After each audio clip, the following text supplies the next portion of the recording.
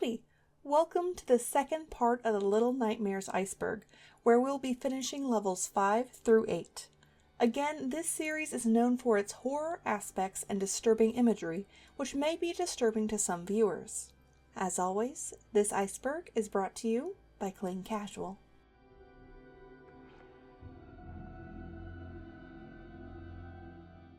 Level 5, Lower Half, 42. The lady once had children. One theory postulates that the lady once had children. The lady possesses many porcelain dolls which do resemble children. She uses her magic to animate them and bring them to life. The melody she listens to while doing this strongly resembles a lullaby, as well as the sound of a children's music box can be heard playing in the residence as the runaway kid sneaks past the geisha and her dolls. The dolls about her all seem to have porcelain masks or heads mimicking the lady's own. Additionally, the shadow children that inhabit the lady's residence, and only her residence, all sport porcelain masks, being destroyed by the light from the runaway kid's flashlight. It is possible that the lady is either incapable of bearing children of her own, lost a child of her own at some point, or tries to create makeshift children because her duties to the Ma, and thus retaining her own beauty, comes first above everything else. When the lady captures Six by her vanity, we don't see what becomes of her, merely the same black smoke that comes from the lady, her statues, and the shadow children. While the runaway kid was turned into a gnome, what if Six was turned into a doll and shadow child by the lady? Six does have dreams about the lady prior to this event, demonstrating that they do have some prior interaction in some form. Could this be that Six was captured initially and was set to become a doll back then? Or is it simply an act of Six remembering the times that she has fought the lady in the loop? Generally speaking, the dolls all seem to be wearing dresses, shirts with feminine collars, or are wearing a softer pink or otherwise more feminine hue. Are all of the dolls female? If so, this could explain why the lady might turn Six into a doll and the runaway kid, a boy, into a gnome. She merely wants to be surrounded by her daughters and their feminine beauty. 43. Everything is turning into a TV show. With song lyrics such as Veronica's Song, which, while depicting a cooking-style show, bleeds into the storyline of the games and comics. It tells of how the children were taken to the Ma by the ferryman, and hence at the cruel trials and deaths to come. Why and how would that information be known and then distributed to the public at large? Simply put, everything is a TV show and can be seen or heard for transmission in the radio tower, making its epicenter, essentially, omnipresent and omniscient of all things. In the Residence DLC ending, the game and credits fade away in order to reveal a TV set before the familiar static takes over and a distorted form of the Thin Man appears on screen from the perspective of a viewer. This suggests that the entirety of the runaway kid's journey in the secrets of the Ma was a live, viewable TV show. When the runaway kid stumbles upon an odd room with a large eye or screen, he flips through what appears to be still and then moving images before coming to a screen depicting Six and the Shoe Monster's domain, the setup of which is exactly from the perspective that we, the player, view the scenes. As we only ever see the world from one perspective, is there an ever-present eye or recorder that follows everything throughout the world as it occurs? 44. Moth. Shortly before Six is taken in Little Nightmares 2, a giant moth can be found caged up. While the rats of the world appear small and, well, normal, this moth is gigantic and rotund. Why? Is this merely evidence to suggest that it was not just human but animal life that has been impacted in this world? Insects, particularly moths, are sensitive to radio frequency and electromagnetic fields, and various studies have been done that demonstrate this.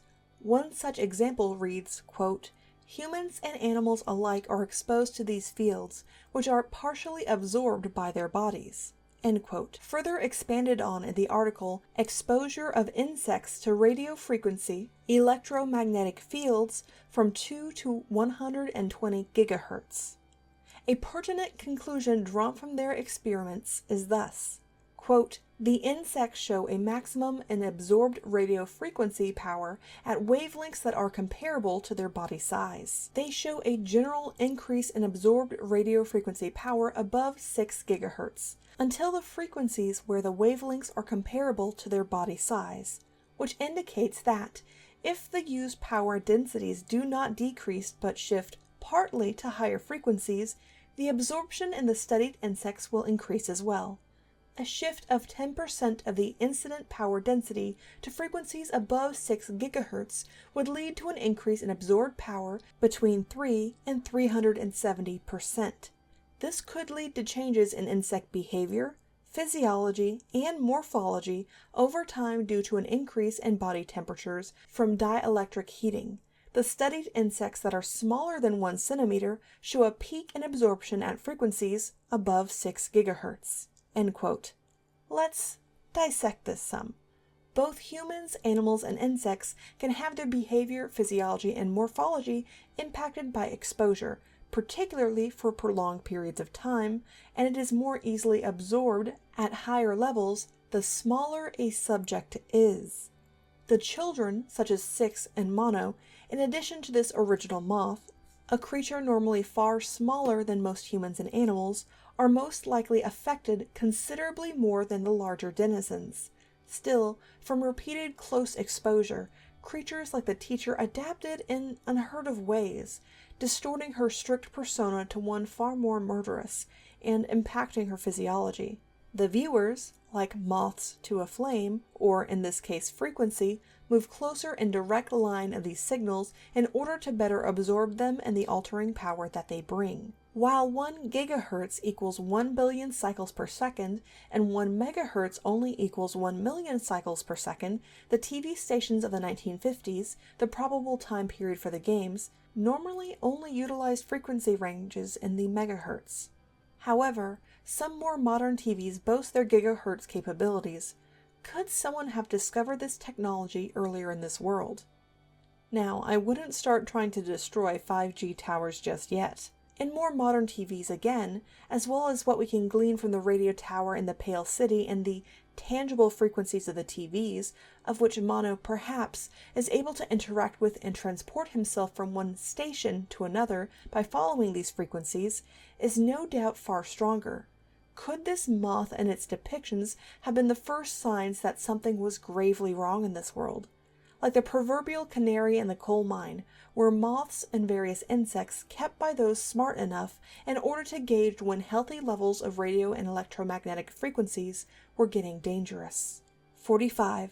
The granny is the previous lady.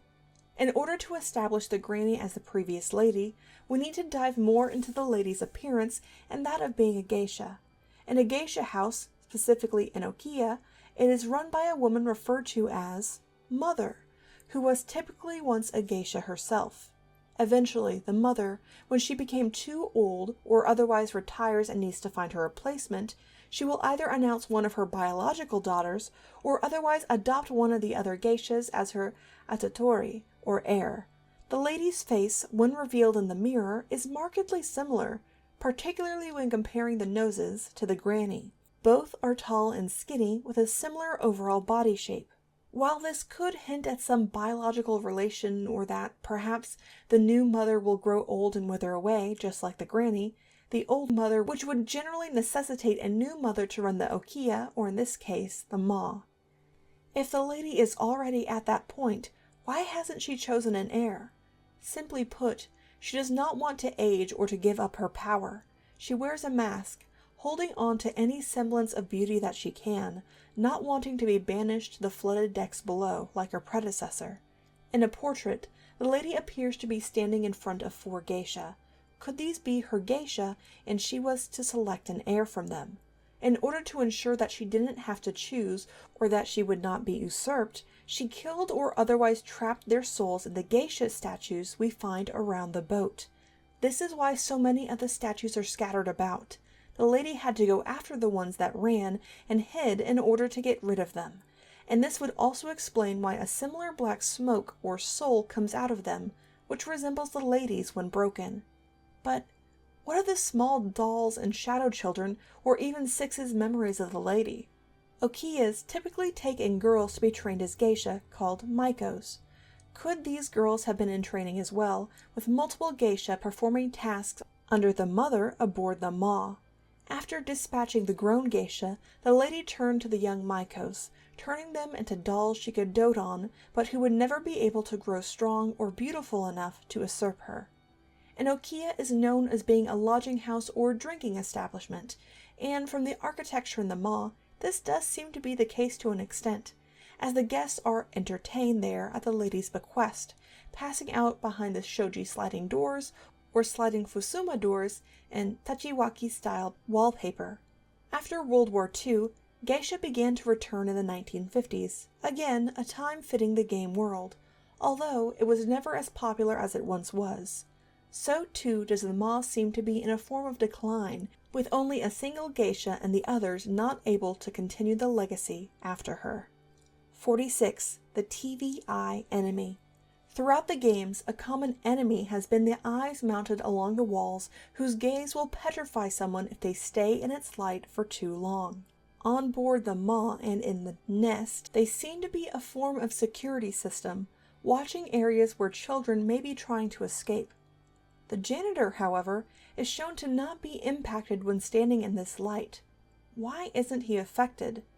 Is it because he is already a monster and his soul, already corrupted, cannot be impacted in such a way? Or perhaps, going back to the janitor originating in the hospital, he is made up of inorganic prosthetic parts, donning a flesh suit over his body that, naturally, cannot be turned into stone. When looking at the process of lithification, or when a specimen is turned to stone, this would make sense as no water would be lost from the prosthetic body of the janitor.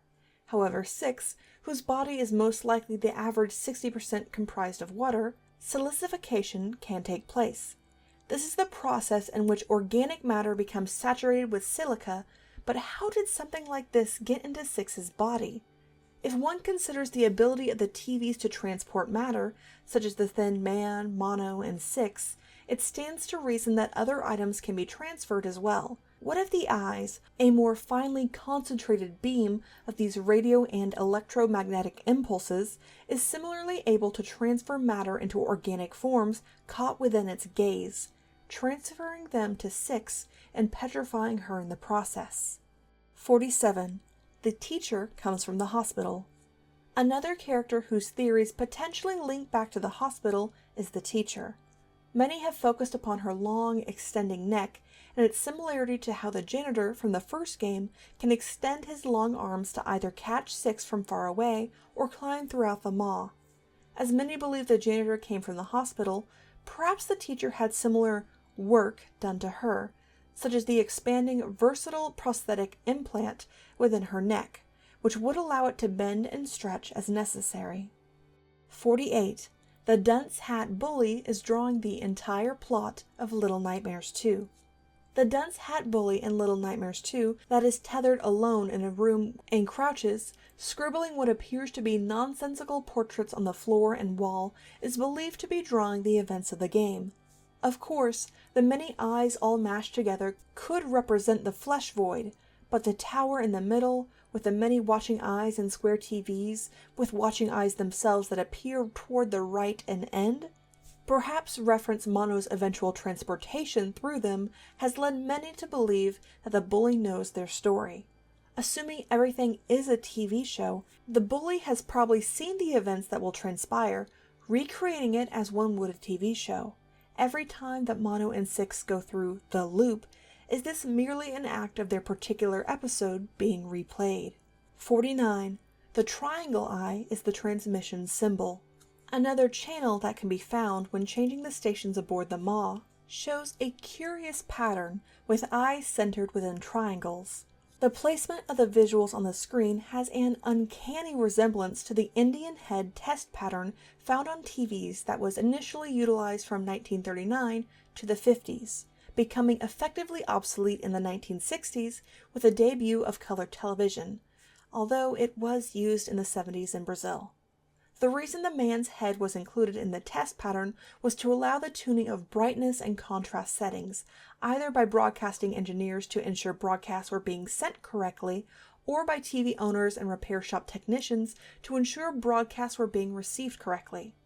Now, why would this show up in a recreational TV on the mall? One of its primary uses was to test patterns that were also broadcast to the public daily to allow regular adjustments by home television set owners and TV shop repair technicians. In other words, it is being used to ensure that it is in fact transmitting properly and that everyone is still watching. Clearly, the triangular eye symbol is the focal point and the signifying visual utilized in these TV transmissions. Who could it belong to?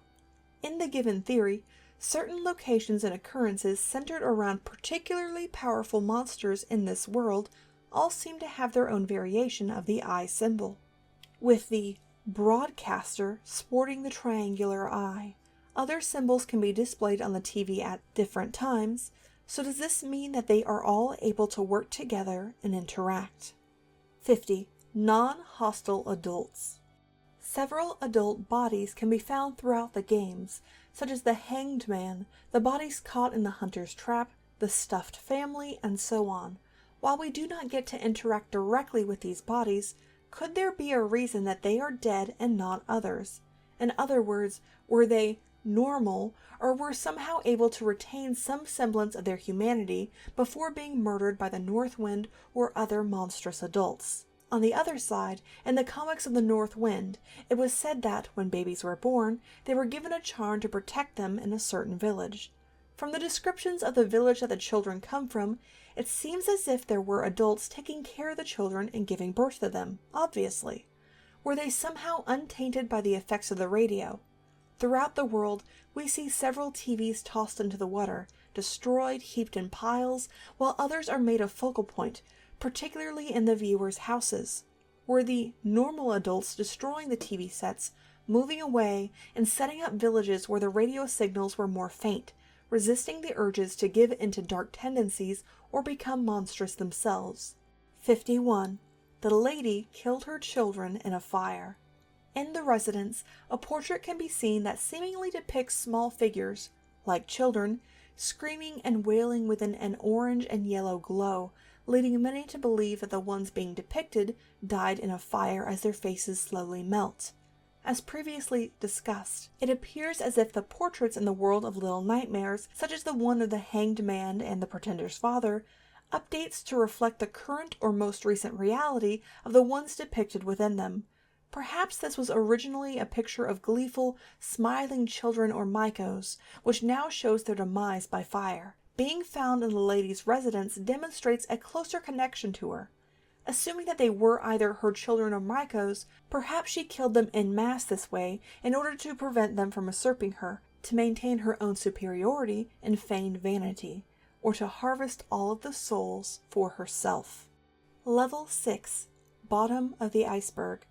52. There is a war going on. World War II theory. One theory suggests that there is currently a war going on, or that a war has concluded in the world of Little Nightmares. The watching eyes are reminiscent of watchtowers, looking for escaping children or prisoners of war from their cells after being captured. Television networks during the Second World War were infamous for encouraging people to take up arms and join the military, and men 18 and over were drafted to serve in them against their will. In the Little Nightmares universe, the broadcaster influences televisions from inside a tower and may spellbind his viewers into similarly fighting for his cause. This could also explain why there is such a sparse population of inhabitants seen in different locations within the franchise. The mutations from the monsters are a result of nuclear fallout, warping the environment and its inhabitants and either killing them or otherwise granting them certain abilities. The sickly yellow clouds outside of the maw, which could indicate the after effects of nuclear radiation, may also explain why the guests are horrifically malformed, misshapen, and willing to eat anything they can find as they may be mutated. The hospital is filled with patients, possibly soldiers, whose limbs have been blown off or are otherwise incapacitated. No longer useful for the cause, they are repurposed, recycled into mindless and efficient beings that can keep fighting. Perhaps a war with a new proponent, the broadcaster, after harnessing certain radio and electromagnetic fields, seeks to pit those under his control against those that have managed to resist, the children and non-hostile adults, having them hunted down and exterminated. 53. The hunter is Dr. No. One theory states that the hunter is Dr. No, and a wholly separate entity to the doctor. Dr. No's face is not seen in his picture, somewhat akin to how the hunter hides his own face with a sack, and he seems to have a more slight physique than the doctor. All of this could simply be from the passage of time. He and his colleague, perhaps, always had differing views on how to treat their patients, with one turning them into creatures made out of prosthetics, while the hunter, or Dr. No, had focused on similar pursuits, instead focusing on the husks themselves and stuffing them. 54. Six betrays Mono. Six betrays Mono, pulling her arm back and allowing him to fall into the flesh void of the tower while she escapes. Why does she do this? A. This betrayal happens after we see Dark Six or when she is taken and glitched. Is this a form of inherent corruption which made it possible for Six to turn into a monster and set her on the path throughout the Little Nightmares game on the Maw? We see Dark Six regard her when she enters the Maw, and she appears when she gives into her hunger. The Thin Man, under the control of the Flesh Void, who uses his powers to its advantage, wants to keep the cycle going. Thus, when Six is taken, it separates or otherwise corrupts a part of her, resulting in the first appearance of Dark Six. After all the times that Six caught Mono, it is the time after she is corrupted by Dark Six, which, again, was a result of the Thin Man, as this is all a ploy to corrupt her, making her more selfish and like the cruel world around her, ensuring that she will drop Mono, allowing the Flesh Void to keep one of its most valuable assets, and repeat the cycle. B. Another theory suggests that, as Six stares at Mono's uncovered face for an abnormally long amount of time, she realizes that he is or will become the Thin Man, yanking her arm back in disgust. She has seen his powers, and it is probably because he kept going back to the TVs that they were presumably found and Six kidnapped in the first place. She was the one that would pull him out of the TVs, so perhaps she is spiteful or resentful of him and sees that he is already too connected to the Thin Man and cannot be trusted. C. Going back to the very first encounter between the two, Six brushes aside Mono and flees without him. It is only when she realizes that she needs his help that she slowly beckons to him. All along, she has watched out for herself and was merely using Mono. At the end, he had already served his purpose. D. Perhaps Six is aware that she is in a cycle and, in an effort to never age herself or become a monster, she is willing to drop Mono and leave him to his fate, regarding the face of the one who trusts her as she betrays him once more. 55. The tower was made to make people happier during the war. The normally upbeat songs, such as Veronica's song that, although have a relatively dark message, is delivered in a more cheery intonation.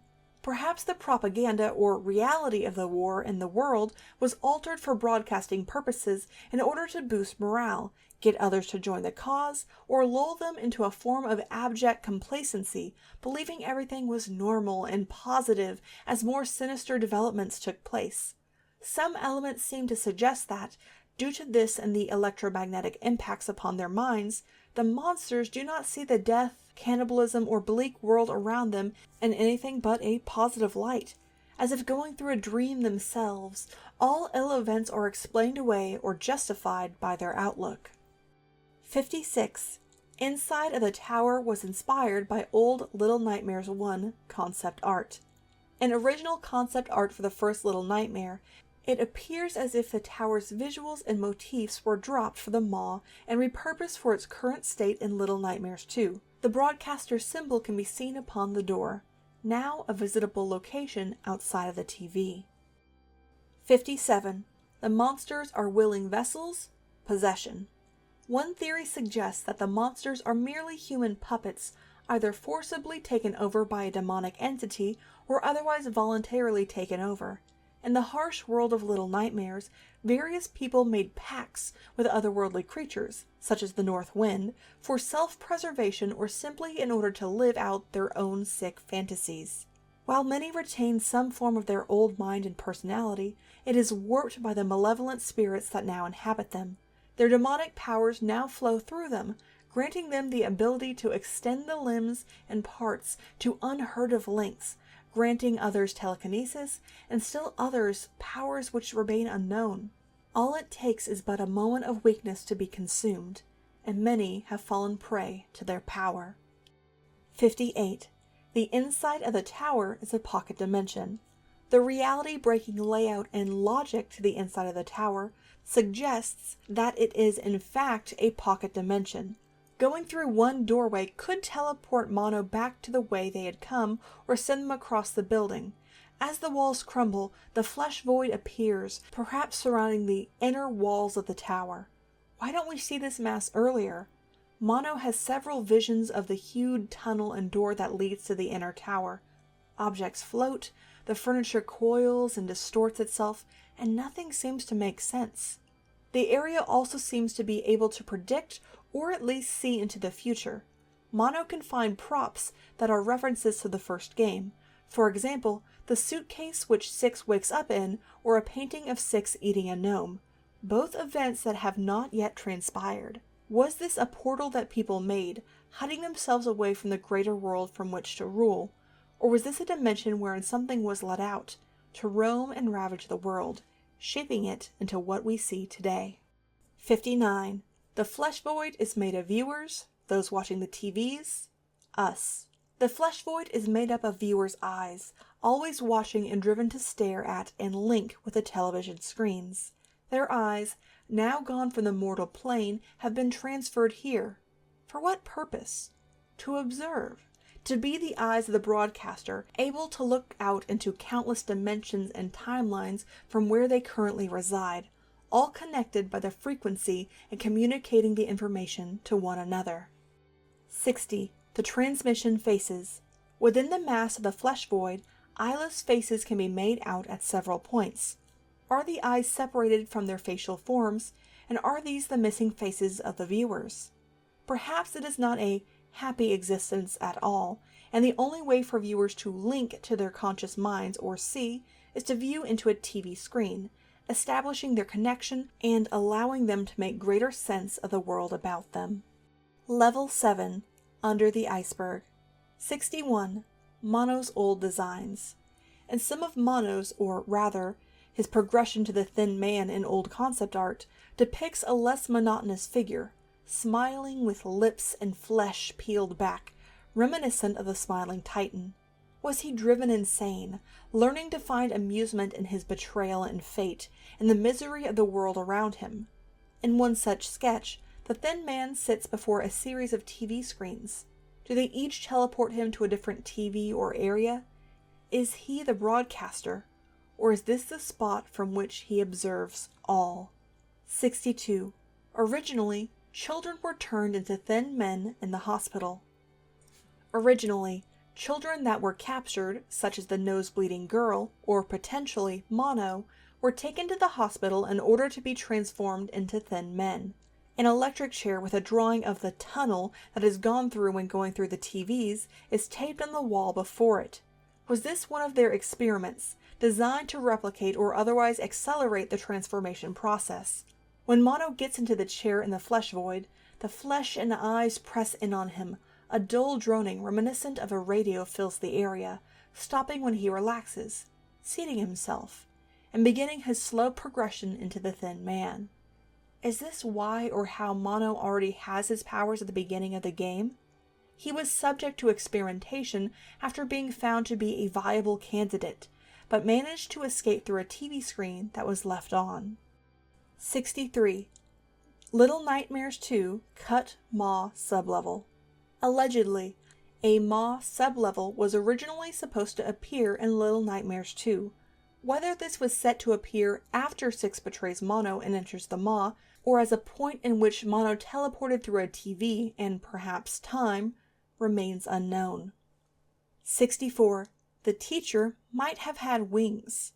During an interview with Jonas Berlin, a senior concept artist for the game, concerning the teacher's creation, he states that, quote, there was also an idea to give her wings due to her bird-like face, end quote, but the idea was ultimately scrapped. Would she have at one point left the school, flying and chasing down Mono and Six in the streets and apartments of the Pale City? 65. Sound frequency and broadcasts. While the broadcasts are noted for the visuals and transitory properties, what about the sounds that are produced? What if the monsters see or otherwise hear the world through some rose-tinted glasses, and children who are shown to experience sound differently, such as finding certain high-pitched frequencies painful, are adversely impacted by it, spawning nightmarish hallucinations?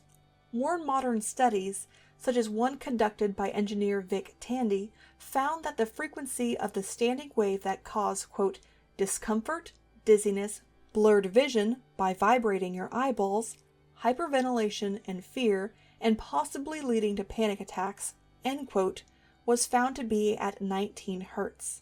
This falls into the range known as infrasound, below the range of human hearing, which begins at 20 Hz.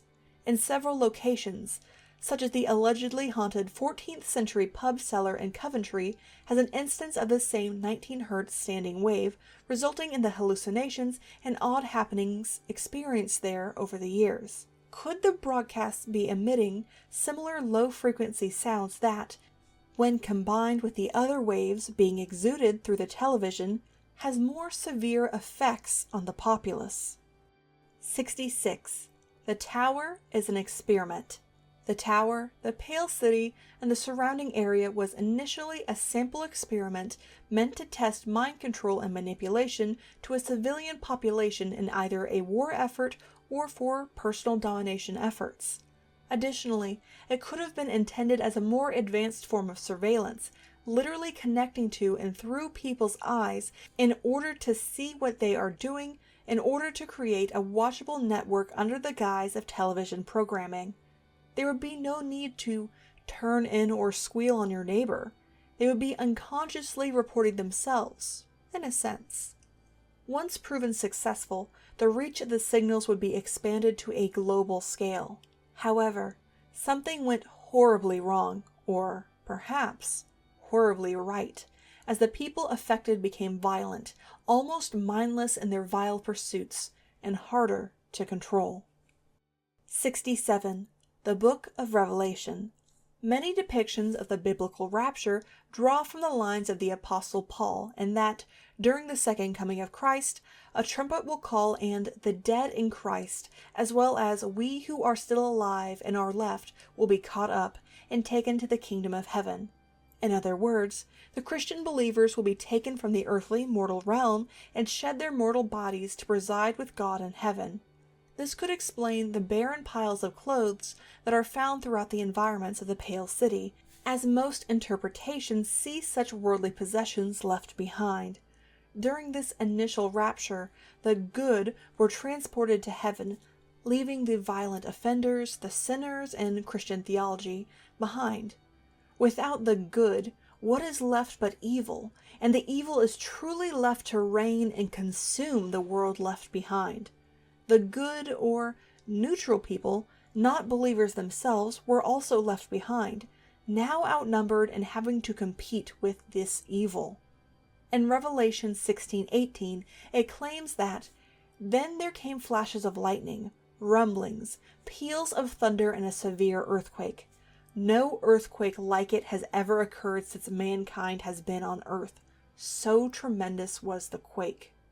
This could explain the giant chasm found in the middle of the Pale City, as an earthquake split the great cities apart, killing and destroying the landscape. In Revelations 21:6, it states that, "But the cowardly, the unbelieving, the vile, the murderers, the sexually immoral, those who practice magic arts, the idolaters, and all liars, they will be consigned to the fiery lake of burning sulfur. This is the second death." The lady, the butler, and others seem to possess or practice magic, whether brought on by these events or the result of a demonic possession or devils and demons that are left to wander this unsaved world. Can life continue in such a place, and if continuing to give birth to children who will never be saved, be worth the cost? 68. 6. 6, despite her name, is a 9-year-old girl from an unspecified city. As noted in some official channels regarding her name and age, 6 is the number 9 upside down. If pressed further, one might think of it as a reflection of something above and below. As above, so below. As above, so below can mean that whatever a person does on earth will be reflected in the spiritual plane, or that whatever happens in nature or the stars is reflected within the human body. Could not the pale city, the maw, and the world of Little Nightmares be some form of purgatory or hell that children and adults are subjected to? Do the children, like 6 or Mono, appear normal for having been neutral or good entities on earth?